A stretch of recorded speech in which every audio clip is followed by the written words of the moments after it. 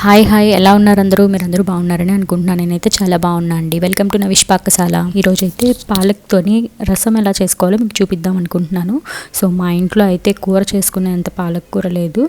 So నేనైతే ఒక కట్టు ఉంటే నేను ఇలాగ రసం చేద్దామని వెరైటీగా ట్రై చేస్తున్నాను. సో ఫస్ట్ అయితే పాలకూరని బాగా ఉడికించి పేస్ట్ చేసుకున్నాను.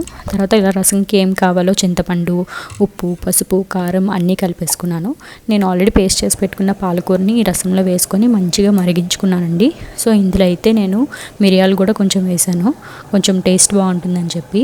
బాగా మరుగుతున్నప్పుడు ఇలా మిరియాలు వేస్తే మంచి టేస్ట్ దిగుతుందండి. అంటే కొంచెం బాగా మరగాలి చారు.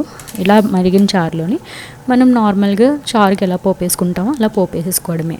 మీరు కూడా ఒకసారి ట్రై చేయండి. మీకు ఏమైనా డౌట్స్ ఉంటే కమెంట్ బాక్స్లో కమెంట్ చేయండి నాకు. సో నేనైతే ఇది కూడా ఫస్ట్ టైం ట్రై చేశాను. చాలా అంటే చాలా బాగుందండి. మంచిగా వేడివేడి రసం వేసుకొని చికెన్ కర్రీతో తింటే చాలా బాగుంటుందండి. మీరు కూడా ఒకసారి ట్రై చేసి చూడండి. ఇలా ఇది ఒకటే కాదు, మనలోని ఇలా చారులు కూడా చాలా వెరైటీలు ఉంటాయి. నాకు తెలిసిన రసంలో అయితే అంటే రసం పొడితో రసం చేస్తారు. నేను ఇంకా అది ఎప్పుడూ ట్రై చేయలేదు రసం పొడితోని.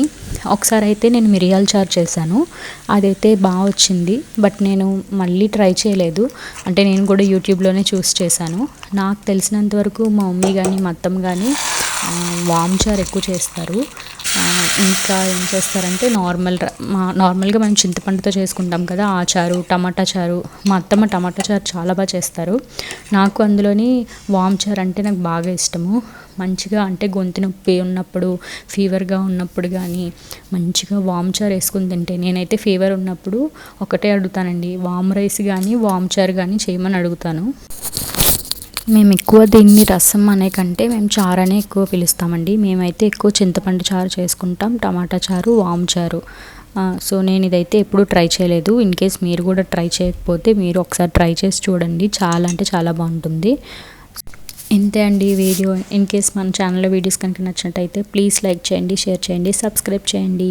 Thank you for watching. Bye bye.